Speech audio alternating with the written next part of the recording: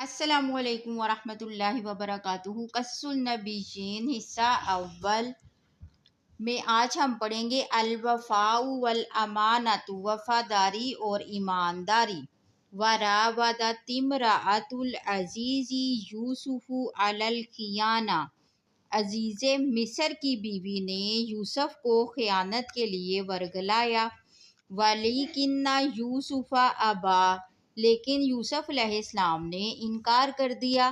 وقال، اور کہا، کلا، یہ ہرگز نہیں ہو سکتا، انا لا اخون سیدی، میں اپنے آقا کے ساتھ خیانت نہیں کروں گا۔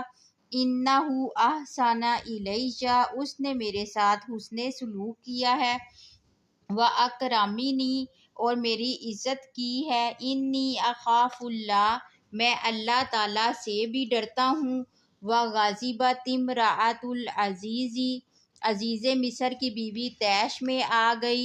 وشکت الی زوجہا، اور اپنے خاوند سے شکایت کر دی۔ وعرف العزیز ان امرأۃ کاذبۃ، عزیز مصر جان گیا کہ عورت جھوٹی ہے۔ وعرف ان یوسف امین، اور یہ بھی جان گیا کہ یوسف ایماندار ہے۔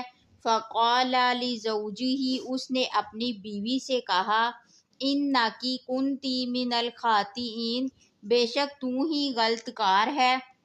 وعرف یوسف فی مصر بجمالہ، اور مصر میں یوسف علیہ السلام کے حسن و جمال کا چرچا ہو گیا۔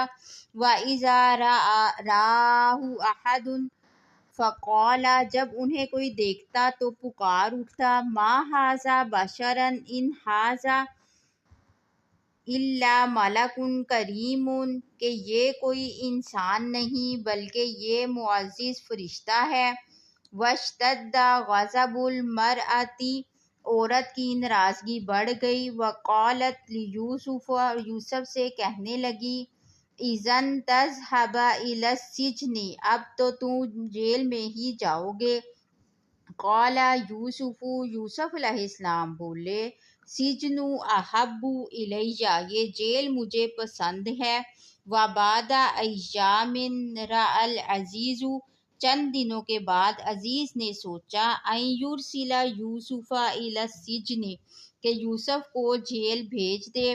وکان العزیز یعرف ان یوسف بریء، کہ مگر عزیز مصر یہ جانتا تھا کہ یوسف بے قصور ہے۔